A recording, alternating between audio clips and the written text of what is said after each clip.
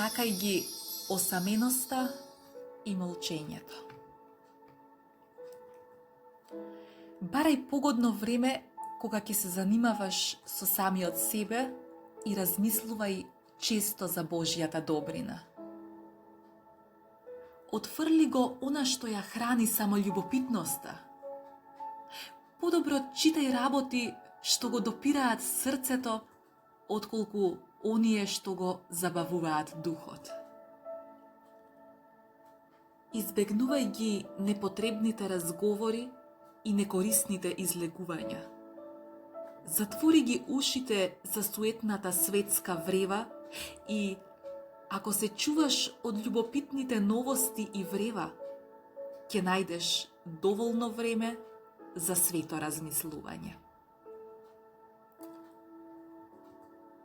Најголемите светители ги избегнувале колку што можеле контактите со луѓето и сакале да му служат на Бога во осаменост. Некој рекол, секогаш кога бев меѓу луѓето, се враќав помалку човек, отколку што бев пред тоа. Тоа и ние често го чувствуваме кога се предаваме на долг разговор. Секако дека е полесно да се молчи, отколку да не се претера со своите зборови. Полесно е да се остане скриен дома, отколку доволно да се сочуваме надвор.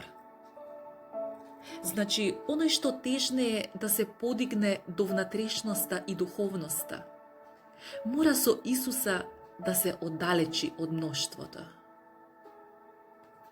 Никој не се појавува без опасност ако не сака да остане скриен. Никој не зборува без опасност ако со задоволство не молчи. Никој не е сигурен на прво место ако не го љуби последното. Никој сигурно не заповеда ако не научил со задоволство да слуша. Никој нема сигурна радост ако нема мирна совест. Сигурноста на светителите секогаш беше полна со страв Божји. И колку сјајни да беа нивните добродетели и обилна нивната милост, тие беа внимателни и смирени. А сигурноста на лошите произлегува од гордоста и превознесувањето и на крајот се претвора во самоизмама. Никогаш не замислувај си сигурност во овој живот, иако изгледа дека си добар монах и побожен испосник. Често најдобрите, според мислењето на луѓето, паднале подлабоко поради преголема самодоверба. Затоа на многумина е покорисно да не се сосема лишени од искушенијата, туку чисто да ги поднесуваат, за да не станат премногу сигурни или да се возгордеат, или уште послободно да побараат надворешна утеха. О, колку чиста совест би сочувал оној кој никогаш не би ги посакал минливите радости и никогаш не би се занимавал со светот. А каков мир и какво спокојство би уживал оној што би ја задушил секоја суетна грижа и би мислел само на спасението и на Бога, ставајќи ја во него сета своја добрина.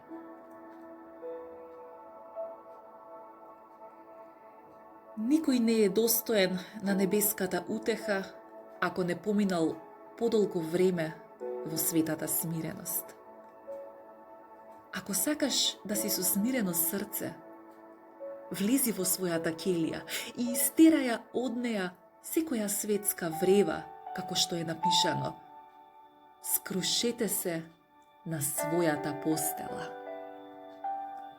Во својата келија ќе го најдеш она што надвор често би го изгубил. што повеќе престојуваш во келијата, таа ќе ти биде се помила. А ако често ја напушташ, таа ќе ти стане досадна. Ако од почетокот на својот завет во неа престојуваш и верно ја чуваш, таа ќе ти стане драга пријателка и најсладка утеха. Во молчењето и мирот, побожната душа многу напредува и проникнува во она што е најскриено во Светото Писмо. Во неа таа наоѓа извор на солзи со кој секоја ноќ се капе и чисти и толку подобро се соединува со Творецот, колку што пооддалечено живее од светската врева. На оној што ќе се одвои од своите познаници и пријатели, ќе му се приближи Бог со своите свети ангели. Подобро е да си повлечен и да се грижиш за својата душа, отколку да правиш чудеса, а себе си да се занемариш. Пофално е за монахот ако ретко излегува и не се грижи да го види светот, ниту пак да биде виден. Зошто сакаш да го видиш она што не ти е дозволено да го имаш? Светот поминува и желбата негова. Телесните желби те влечат таму-ваму, но кога ќе помине времето, што друго ти останува освен отежнатата совест и потиштеното срце? Затоа што си излегол со радост, често се враќаш со жалост.